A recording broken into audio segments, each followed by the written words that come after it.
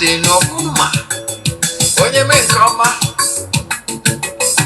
ebulie ya elu tie jide nke o ji na-aga n'iru. Biko ka anyị gbakọ kịta wee kelee n'Eze-Ana. Eze-Ana ị ga-adị.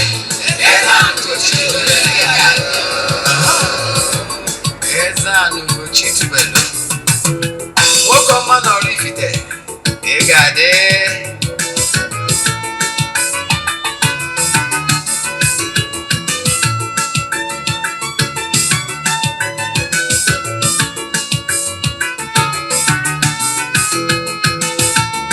Ọdịnala bụ eziokwu, ọdịnala bụ ụzọ ndụ. Ị ma na o nwere olu na-eti mkpu na-asị ụmụ Igbo chigharịa, ụmụ Igbo chigharịa. Kwa mbọsị ọ na-eti, n'ụtụtụ n'abalị ọ nọ na nkụzi. Eze-Ana, Eze-Ana ugochitubelu onye ọma na oraifite, onye mgbasa ozi ọma ọdịnala gaba n'iru. Eze-Ana ugochitubelu onye ọma na-eje eme ọnụ. Ọdịnala bụ ụzọ ndụ gaba n'iru.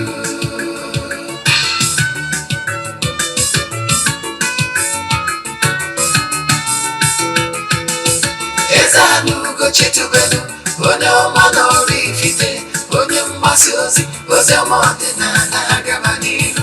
Eze-Ana ugochitubelu onye ọma na-eje eme ọnụ. Ọdịnala bụ ụzọ ndụ gaba n'iru. Eze-Ana ga-adị, ugochitubelu ga-adị, ugochitubelu tempụl ọ ya adị. Maka na eziokwu anwa chacha ndị ụka erigo anyị fọntambaki, ndị oche eri anyị fọntambaki. Fọdesi kala aka ghọrọ ụmụ Igbo si anyị rapụ nke anyị na nke feka mma. Buru Baịbụl bịa, akwụkwọ akụkọ webekwa chọọchị fa, okwu n'ụka bịakwa. Ụtụtụ ọma na ụmụ ọdịnala Igbo, anyị abịakwanụ n'oge awa nke eziokwu, oge anyị ji wee na-awa eziokwu niile agba, nke ọ bụ mụnwa bụ Ogbuefi Eze-Ana ugochitubelu na oraifite na-anọ n'isi ya. Oge awa nke eziokwu bụ oge anyị ji ekụziri gị ọtụtụ ihe ị kwesịrị ịgba gbasara ọdịnala Igbo na akụrụ mmiri. Maka ndị ọ bụ tata bụ izizi ha na-afụ m na soshal midia ma ọ bụ n'eziokwu TV plus, kpọọ m Ogbuefi Eze-Ana ugochitubelu na oraifite. Abụ m onye isi nchụaja na ugochitubelu ọdịnala Restoration Evangelical Mission, bụrụkwazị onye mgbasa ozi ọdịnala Igbo. So you can call me an ordinary evangelist. I will answer. My mission is to help people live better life. N'ụbọchị tata n'oge awa nke eziokwu, isiokwu anyị ji bịa taa bụ what to do after consultation. What to do after consultation. Kedu ihe ị ga-eme ngwa ngwa ịgbasịala afa. Aṅụ na ngwọ na nkwụ na-abịa maka na esimoru. Mma akọwalụ gị ihe niile etu ọ ga-esi wee wogha anya, ka ị wee mara ihe dị iche na capital B na Ogbuefi. Mana bifo anyị gaba n'iru, ọkwa dị mkpa echefuna na aja anyị na-achụ kwa ọnwa nke ọnwa Mee ka na-aga n'iru. Ị nwekwara ike iso na ya bụ aja mbuli elu, aja ịpụta ihe, aja esigoro na ebu n'imirikiti ndị mmadụ elu. Mana you know what? We are not showing testimonies ma ọ bụ ihe ọrụ na social media. You know why? Ọ bụrụ ihe anyị ji maka ya bịa, ọ dịrọ necessary. Mana I can tell you na ike dị na aja a na-achụ n'igwe maka na igwe bụ ike. Ị nwekwara ike isonye na aja a n'ebe ọ bụla ị nọ na nsọtụ ụwa dum. Distance is not a barrier n'ọrụ mmụọ anyị na-ahụ na temple ma ọ bụ n'afọ anyị na-agba, maka na ike Chukwu zuru mba dum. Kedu ihe anyị na-eme? Anyị na-ewere ya 3 prayer requests debe n'ọlta, na-achụ aja, na-agụ ọfọ, na-ekwubi okwu n'isi gị ganye n'ọnwa agwụ. Ọ bụrụ na ị chọrọ isonye, ihe ị ga-eme bụ ịchaatị m na WhatsApp, agwa gị other details I need from you. ihe ị ga-eme ị ga-forward ya 3 prayer request anyị ga-edebe n'ọlta achụ aja na-agụ ọfọ n'afọ gị n'isi ụtụtụ a ejegori m na temple chụọ aja gaa ọfọ kwubi okwu n'isi ndị niile sonyere anyị imesi ime token donation to the account number echatizie m na WhatsApp agwa gị other details I need for you in order to book you. Ihe ọzọ anyị na-eme bụ na ụbọchị anyị ga-achịkọta ya bụ ụbọchị ikpeazụ sesọ ndị sonyere na ya bụ aja ga-enweta ihe onyonyo nchịkọta ya na their WhatsApp numbers only. Ihe anyị na-eje na mmiri goro ihe ọrụ na-eri gaa na mmiri chụọ aja n'afọ mmadụ dum anyị gbagotazie n'enu ana na temple chụọ aja to entities of powers n'afọ mmadụ dum jekwazie n'ebe nchụ aja gbuo ebu emesalaka nwanne chụba aja maka na ike dị n'aja. Ọ dị very important na ị ga-enwere the altar that is speaking for you. Very important. So WhatsApp number ị ga-eji wee jụ m ajụjụ ọbụla inwe ajụjụ na nkụzi adị na-achị kụzi ma ọ bụ na ị chọrọ isonye na anyị na aja anyị na-achụ ọnwa ọbụla chaatị m na WhatsApp nọmba 0805 78 37 672. I repeat 0805 78 37 672 ma ọkwa 0813 82 43 871. I repeat 0813 82 43 871. Ka ị na-eme nke a na-esoyela anyị n'oge awa nke eziokwu na-agwa ndị mmadụ gbasara administration anyị na-emetụ aka na share button. Ka ị na-eme nke a ka Chukwu okike pụrụ ime ihe niile gọzie gị n'ebe ọ dị ukwuu. Ya gazie ka anyị banyezie na ya bụ nkụzi anyị ji maka ya wee bịa. Nkụzi anyị ji maka ya wee bịa bụ ihe niile ị kwesịrị ịma. Yes, gbasara afa na ihe ị ga-eme na ọgbụgba agbasịala gị afa. Ka m bidogoro gịnị bụ afa, gịnị bụ consultation. Consultation bụ ihe ị ga-akọwa ka m nwere ihe ịma wee mara gị atụ. Consultation bụ spiritual lab.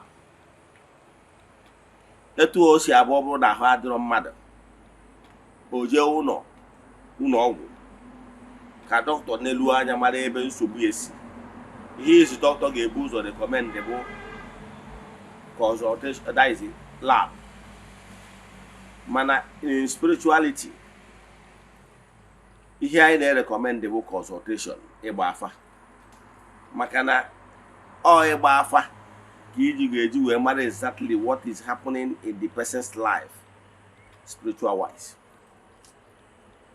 Etu o si abụ ọ bụ na mmadụ dị sick, doctor will recommend certain tests based on what he perceived from story or questions ọ na-ajụ gị. Doctor ga-ajụ gị 1, kedu ka o si eme gị? Wee sị ya na ọ na-eme gị etu a, na ọ na-eme gị etu a. Ihe ndị ọ na-ajụ gị bụ ka ọ malụ based on na ya response, ka ọ mara ihe test related to symptoms ị na-ekwu maka ya. Now o wee nwee ike wee recommend ya the appropriate test for you.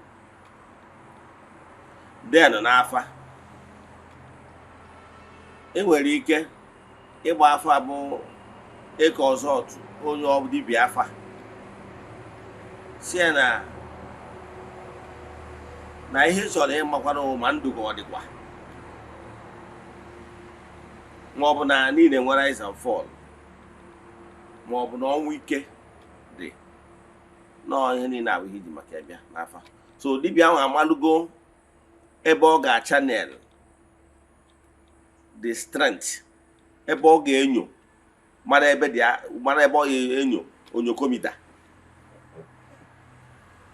Maka na ihe o jide mmadụ ya akanye dibịa ọgba okwu ọnya agbakwu na o nwere ike ụfọdụ dibịa ọ bụrụ na ị nọ nso nwere ike na-ajụ gị ajụjụ. Ihe kpatara ya bụ na ị kanyere ya ọgba okwu ka o wee ike malụ side ọ ya focus more attention. Example, ọ bụrụ na ị bịakwutere dibịa wee si ya na ị chọrọ ka ị malụ ihe butere ọnwụ ike n'ezinụlọ ụnụ. So everybody focus more attention mgbe ọ na-ajụ ese bụ na family foundation, family root, ka o wee mara the cause of untimely death. Maka na enwere ihe butere enu, because no smoke without fire. Ebe ọbụla enwere ọnwụ ike, ezinụlọ ọbụla enwere ọnwụ ike, gosiri na enwelu ihe melụ na ya bụ ezinụlọ mgbe gburugburu mgbe ete aka, mgbe tegoro ezigbo aka. Therefore, ọ ga-epe more attention jụba gịnị mere, o nwere onye emegburu, o nwere onye egburu, o nwere onye lel kos. Ịghọtara ya? Ụmụ ihe ndị a nwere ike ilidi to ọnwụ ike n'ezinụlọ. Ịghọtara ya? So afa bụ the seer in question ji aka ọzọ to the medium ka o wee mara ebe the problem si. Ihe ọzọkwa ka m chọrọ ka m kọwara gị bụ na enwelu so many methods of afa, and o nwere afa ka ibie. Afa niile dị real. Ebe a na-enwe error bụ na interpretation of the seer based on his experience or her experience. Example, ọ bụrụ na ị bịara na lab, ebe a na-eme lab, the same machine, the same equipment, the lab scientist ji eme analyze, nwere ike bụrụkwa the same equipment another lab scientist jikwa wee eme analyze ya test. Mana it will interest you to know that those two scientists, lab scientists, after their results, o nwere ike ofu onye n'ime ha aka gaa deeper based on he or her experience in analyzing those chemical reactions, because of the in-depth knowledge of onye nka who more professional, nwere ike ome ya ọka nwee more findings than the other person. So ihe ọ pụtara bụ his extra ability mgbe o ji wee discover ihe the other person, the new lab scientist, they discover. Etu a ka ọ dị n'afa. The fact that afa is real, afa is authentic, mana ebe a na-enwe lacuna, ebe a na-enwe gap, depending na the person name here interpret to the earthly concept. Ịghọtara ya? O nwere ike mgbe ọ na-emezi interpret onye the wrong interpretation, ọ nọ ka dream, mana afa ka dị more direct.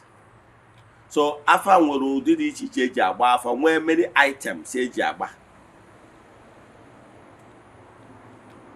Afa can come as prophecy.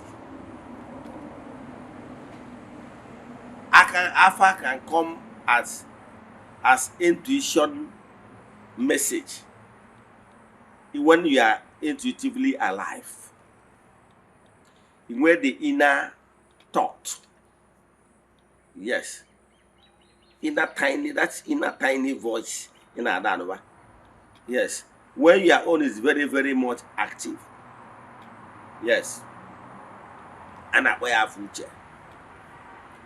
Enwekwala afa nwere ike ịkọwalụ so many things. Enwere many other, enwere voice, enwere afa ị ga na-agba mmụọ na-enye gị voice, na-agwa gị okwu, na-anụ the voice. Agwara m unu na o nwere otu ụbọchị one reverend sister bịara na nke m ka mgbagharị ya afa. Amara m na reverend sister ha dị bụa young ladies wearing mufti. so wee jụọ ha kere onye agha agbara afa onye nke ọdọ na ha dị mmadụ na wee bata n'ime my consultation onye nke ọdọ na the end oche nke mbụ wee sị m na onye ọka ya agbara afa ozugbo m chiritere ihe afa m agwa m na onye abụ reverend sister wee wụsa ihe afa wee jụ ya nne ịbụ reverend sister ọsị nke ka si wee mara isi a na afa m gwara m so ihe agba afa ka abụgoro direct afa ịghọtara ya then enwere voice nwee nke bụ ị na-ekwu ị na-awụ afa ọbụrụ dị ihe anyị na-awụ n'afa na mmụọ ga na-agba gị na-enye gị the direct interpretation of ihe na-eme n'ime ndụ onye ahụ na mmụọ. So it doesn't really matter whether ma onye ahụ na-use ugiri ma ọ na-use afa ndị mmiri or any other form. Enwere so many ọ bụrụ afa ka m chọrọ ịkụzi taa mana ihe nchọ ka m kọwara gị bụ na etu esi wee nwee many items eji eme lab. Enwere scanning machine, it's part of the item. Enwere microscope, enwere so many things. So many. Enwere ike iji wee detect ya. Ịghọtara ya? Enwere so many ways. Enwere nke eji eme culture, enwere so many. Ihe niile abụ nke ọbụla na-arụ ọrụ na ụdị ya. Ya na ihe particular thing ịchọ ka ọ lụọ. Ịghọtara ya? Like me, I may use so many things wee na-agba afa. O nwere onye ya abụ just ọ nọ na mmụọ agwago gị ihe o si wee bịa. Mana ihe ekwu ya because na onye ọ bịara ọ bụrụ canceling ka ọ bịara ihe ọ bịara oke gbara ya afa.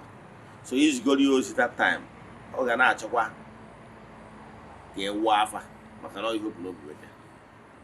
So gịnị ka m na-ekwu maka ya? Afa bụ spiritual lab. Onye na-agba afa bụ dị onye nwere the ability consult the other medium to find out ebe the challenge is coming from. Ka m makwalụ gị atụ maka ndị na-ajụ ole nga ọ dị n'akwụkwọ nsọ. Ije n'akwụkwọ Samuel ị ga-anụ maka mgbe Saul bụ eze ndị Juu megidere bido divietibe nupụba isi na o wee bido nwe mpịawa azụ a na-edifiti ndị bie n'ọgụ. O wee sị ka eje consult ọ dị bidio ka o je consult nwaanyị na-agba afa ka ọ gbara ya afa ka ọ mara ebe ndị mmiri si wee ba n'opi ụgbọgụ ebe o si enwe nsogbu. Nwaanyị wee bido ịgba afa wee kpọlite the spirit of Elijah. Yes, ama na ịgụta gị na Bible na Old Testament. Wee kpọlite okay, so the spirit of Samuel. Yes.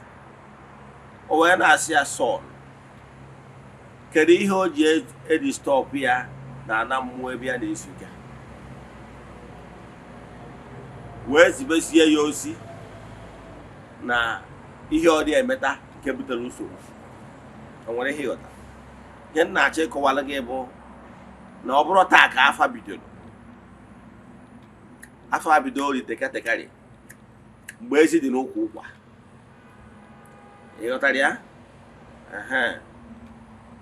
Afa na nlọ na-alụkọ ọ bụrụ taa ka aka ụzọ ọtụbalụ wise ones. Ọ dịwa from the ancient time. So afa abụghị okenye. Yes. So ihe na-achọ ịkọwara gị bụ ọ bụrụ na ị nwetara onye na-agbalị gị afa, problem ndị mmadụ na-enwe bụ ha na-alike with mindset ndị ụka jumping from one person to another, one person to the other, one person. At a stage you get yourself confused. Ka nkọwara one thing mara o ji dị mma anywhere ebe ị na-aja agba afa a na-enye gị ihe chọrọ remain there. You know why? Ọ dịkwa cost effective. Ka mma atụ ọ bụrụ na ị na-eje ụlọ ọgwụ onwe particular hospital na take care of your health and your family, and so far so good, why changing to another hospital? Is it proper to change the winning team? Now ihe ji gwa gị etu ọbụla mgbe ọbụla ị na-ebidoro ị na-ejegharị from one lab to another, you spend more money. From one hospital to another, you spend more money. mana ọ bụrụ na that clinic or hospital anwa ji ya record, ịbịa anakwuo ka o si eme gị, doctor amadugo based on the record file oji, ọ madugo na this symptom na-eme gị nwere ike ịbụ sign of na sugar gị agbagotabago, ma ọ bụ na BP gị agbagotabago, ma ọ bụ na ọsa, because o ji record gị. Ifu na expenses ị ga na-eme ga-adị less, maka ọ madugo how to manage your condition. Mana ọ bụrụ na jump from one doctor to another, irukwado ụlọ ọgwụ onye ọzọ ọrụ ọnụwakwa random test, because ọ mara exactly ebe ya problem si, obidokwa n'isi bikasịbakwa aka, therefore you spend more. And ma achọ ịgwa na this is one of the reasons why you spend more in your ọrụ mmụọ, because ị na-jump from pillar to post. So gịnị ka m na-ekwu maka ya? Consultation bụ spiritual lab. Now kedu ihe ị ga-eme mgbe emechara importance ihe kpatara o ji dị mkpa na ị ga-eme consultation? You know why? Ọ bụgoro na agbasiala gị afa, ị nwere ego, ihe o ji dị mkpa na imere consultation bụ ka ị malụ exactly ebe ya problem is coming from.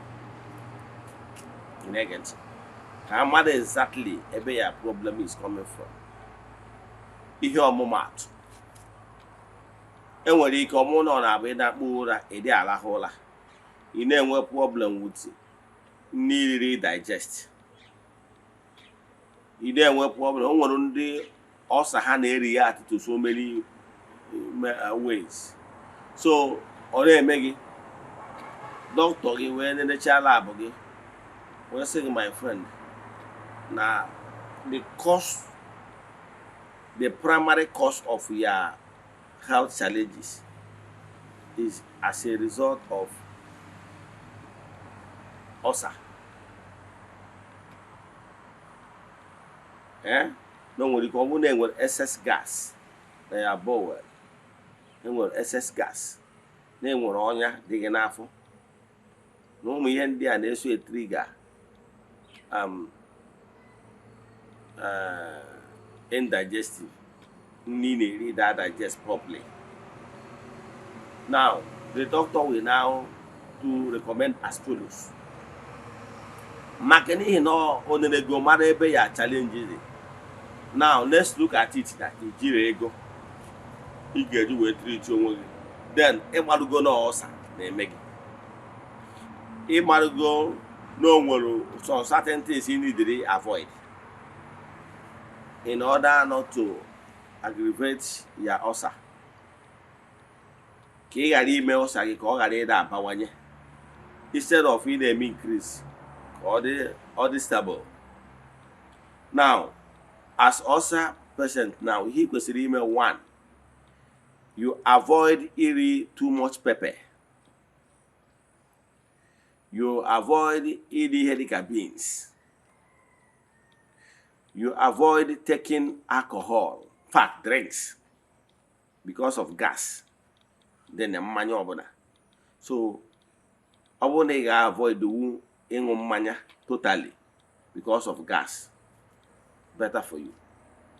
Then ọ bụrụ na ị ga-avoid take something like tea, drinking tea every morning, because that tea contains gas to some extent. So almost on certain foods ị ga-agbatụrụ ọsọ, or even fruits like pineapple, because of the acidic nature of pineapple, you avoid it. Now there were some fruits to be good for you. You know, there were some fruits to be good for you, like banana and rest of them. So what am I saying? Ọ bụrụ na ị nwere treat so that your ulcer via medication, using drugs, for the fat na-ekwusigo aggravate the problem, the gas level in your system. If na your sickness get stable, or might get worse. If not, use your diet well controlled beer. If na come on abago or badaba. On the application gị nwa na-ege m ntị kwesịrị ịma in order not to keep aggravating your issues, challenges you are facing now spiritual wise. So kedu ihe m na-ekwu? Ihe o ji dị mma na ị ga-eme consultation ka ị mara ebe nsogbu gị dị, ka ị ghara ịhapụ isi gụwara ike ajụ.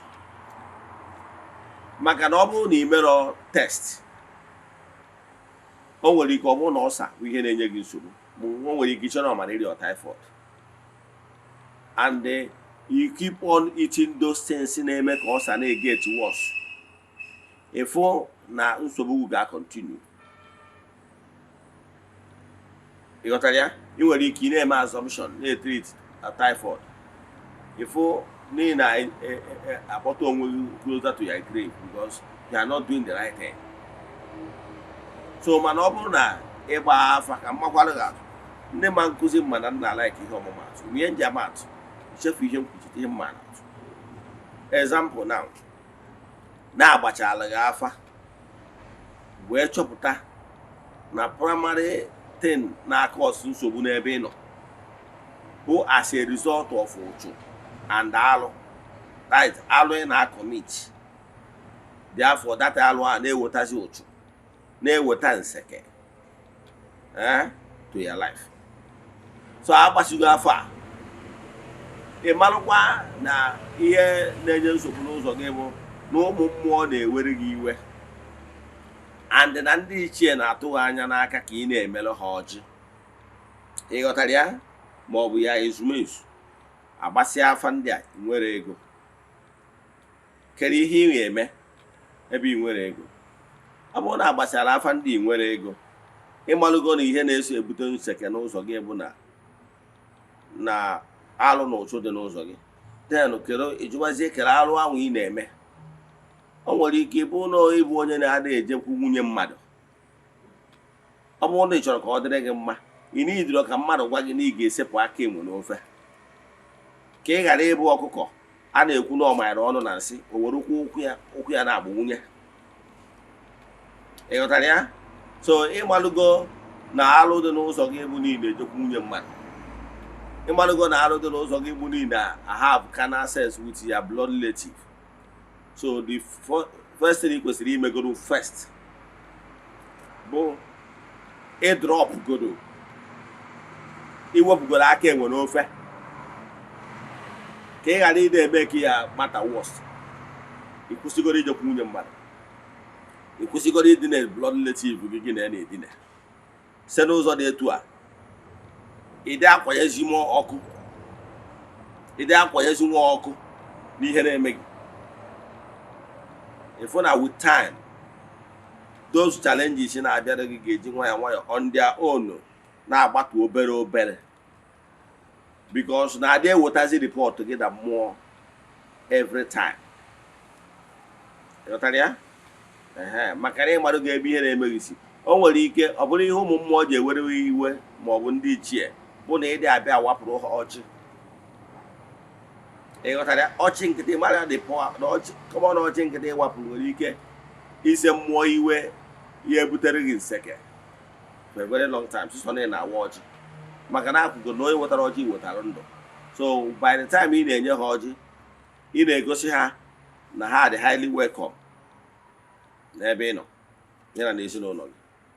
So ihe na-achọ ịkọwara gị bụ na ime ọjị alone nwere ike iwepụrụ ihe uke n'ụzọ gị, mana ọ bụrụ na agbatara ya n'afa, kedu ka ị ga-esi ma?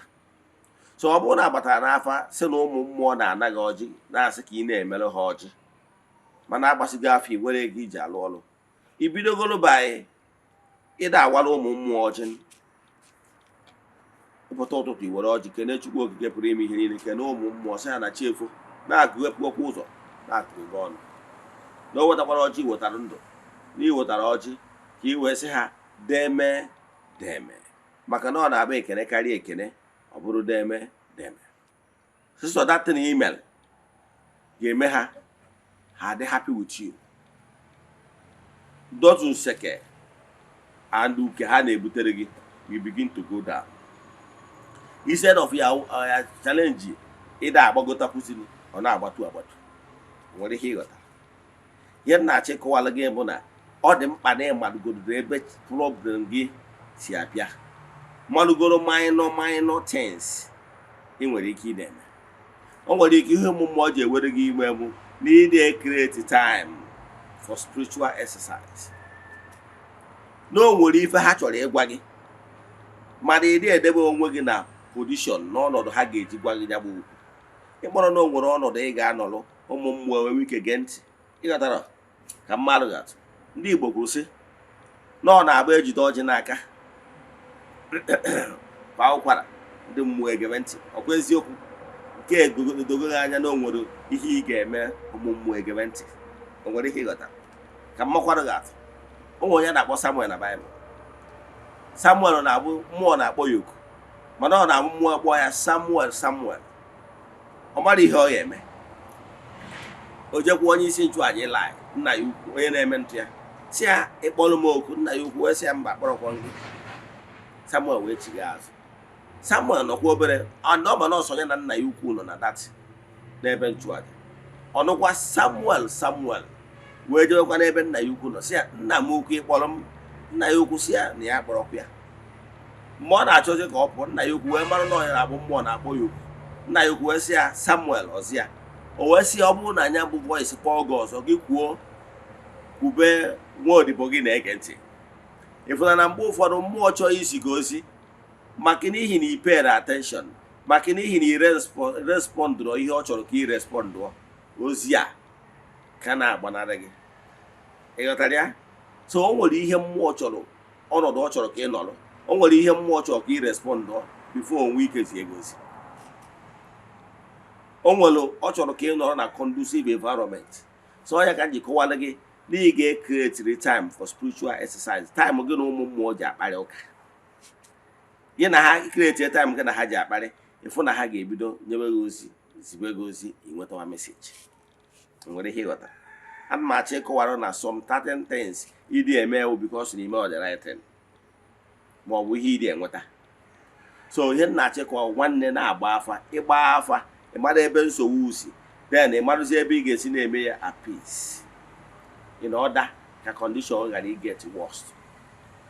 However, ihe ndị adreesị na-abụ ndị agbasịla afọ mana ha enwere ego so ga-agbakwa na nkịtị. Ịghọtago maka ọ gbara nkịtị kwere ekwe ọkwa eziokwu ọyịnụ ndị Igbo.